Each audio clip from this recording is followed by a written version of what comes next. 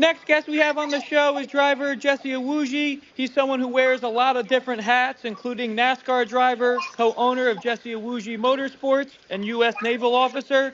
Thank you for joining the show, Jesse, and thank you for your service. Thank you so much for having me. Yeah, of course. Was announced at the beginning of this year that Jesse Iwuji Motorsports would be having a strategic alliance with DGM Racing for the 2025 Xfinity season. You will be in the 91 this weekend at Talladega. This is your first start since 23 and your first with the DGM JIM Alliance. As a co-owner and driver, how do you feel with qualifying tomorrow? Yeah, I'm really excited for this opportunity. Yeah, it's my first time back at the track for me to actually run myself in a couple years. So, last time I ran was Daytona, and so I like the super speedways a lot. I like Talladega a lot. I like that. It's a track with multiple lanes and people are all over the place. It's a fun one that has some really cool and great finishes and things like that. And it's a track that anything can happen, right? Usually when I race, I want to, go race at places where I have the best shot of having the most success. Although at Talladega, you can also have really terrible days too as well. So, a lot can happen. But for me, it was just a really exciting opportunity to go represent Chevrolet, go represent E-Racing Association, go represent a great team.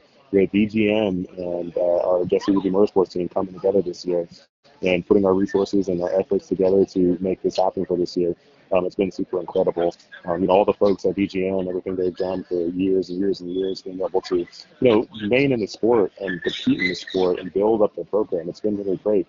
For us, at JIM, we're newer, and we've learned a lot of things. We've had some growing pains, but then we've managed to, stay around and do what we have to do to stay in the sport. So for all of us to come together and be able to go race, it's really cool. And for qualifying coming up here on Friday, it should be pretty fun. No practice beforehand, so you just got to kind of jump in there and go. But I believe we have a great car that we put together. We have a great group of people working on the cars and crew chiefing and all that. So it's going to be solid. I think it's going to be a solid effort. It's going to be good. Although I do see some weather in the forecast. So I don't know how that's going to go.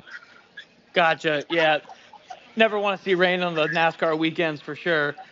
You've had your best career finish at super speedways, as you just mentioned.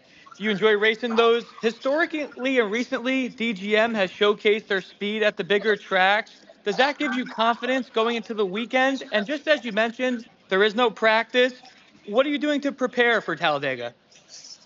Yeah, the team definitely has showed some good speed at the super speedways. When we ran Daytona earlier this year, we had some good finishes, some really good finishes. And the big thing with super speedways is just stay in the game, be smart, have a good car that can stay with the pack, and then just find a way to manage all the chaos that happens. And the team did really good, even though we got beat up pretty good at the super speedway at Daytona, but we managed to stay with it. So that just kind of shows the resilience of the team and the resilience of the people who work very hard to make sure this program goes every single week.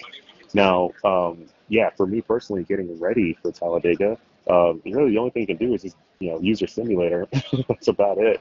You can practice, practice how to do a qualifying lap. You can go race some of the iRacing events that happen throughout the week.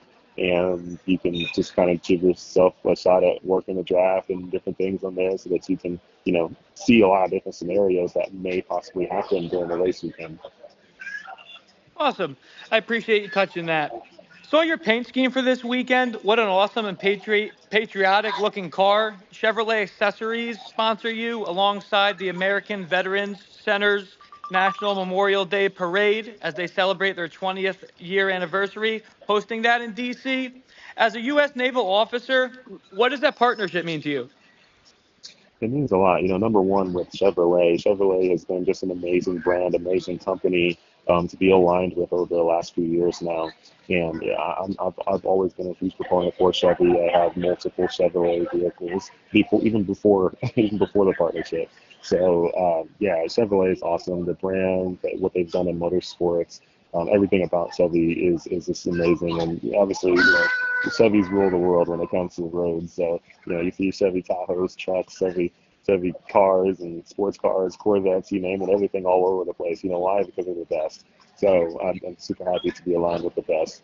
Now, with the Memorial Day parade coming up in DC, it's a huge parade. I mean, I think it's like over 300,000 people show up and line the streets to watch that parade. So it's going to be really awesome being part of that this year again. I've been part of it before, and it was really cool seeing. It almost reminds me of like the Macy's parade that they do. I believe during I can't remember if it's Thanksgiving or New Year's, I can't remember, whenever it is. But yeah, it's a huge parade, and really excited to be part of it. And once again, we're moving into here pretty soon the military month of May, where we're going to be honoring a lot of service members, especially with Memorial Day coming up. We're honoring those who have served and given their lives for this country and everything they've done so that we could even be able to compete in sports like NASCAR. So freedom is not free, unfortunately.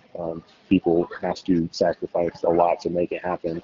So me being a service member, still currently serving. In fact, next week I will be doing annual training with the Navy all week long. So I'm going from my racing uniform to my Navy uniform. So that should be pretty fun.